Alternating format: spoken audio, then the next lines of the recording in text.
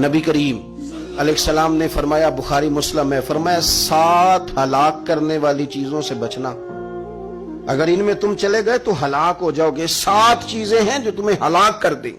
یا رسول اللہ صلی اللہ علیہ وسلم وہ کون کون سی؟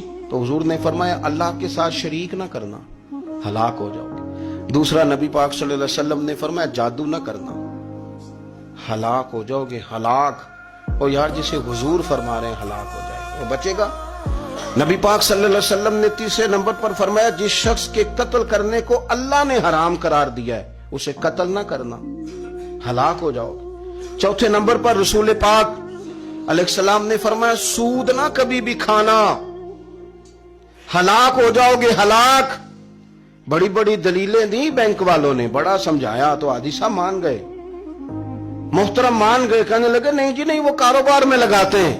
بڑے بھولے والے ہیں ہم، پتہ سارا ہے۔ اور دیکھو سب کاموں کے باوجود مستقل بینکوں میں پیسے اس اکاؤنٹ میں رکھے ہوئے ہیں جہاں سے مستقل سود آتا ہے۔ حضور نے فرمایا نہ کرنا یہ کام۔ تو کہتا ہے میں سود پہ پیسے لے کے کاروبار چمکاؤں گا، تیرے نبی پاک نے تو فرمایا تو ہلاک ہو جائے گا۔ تو کہتا ہے میں میل لگاؤں گا، حضور نے تو فرمایا ہلاکت ہے۔ تو کہتا ہے میں بڑا کچھ کر جاؤں گا تو ہلاکت ہے۔ اچھی طرح سمجھ لیں، اصل مال بھی ضائع ہو جاتا ہے اس بندے کا جو سود کا مال ملا لیتا ہے، اصل برکت بھی اڑ جاتی۔ اور میرے نبی پاک صلی اللہ علیہ وسلم نے 5ویں نمبر پہ فرمایا یتیم کا مال نہ کھانا، ہلاک ہو جاؤ گے۔ اور پھر 6 نمبر پر نبی پاک علیہ السلام نے فرمایا کفر سے جہاد ہو رہا ہو تو کبھی پیٹ پھیر کے بھاگنا نہ، ہلاک ہو جاؤ گے۔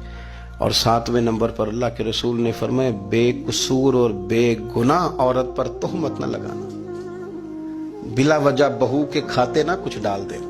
یہ 7 وہ چیزیں ہیں جو ہلاک کر دیں گے۔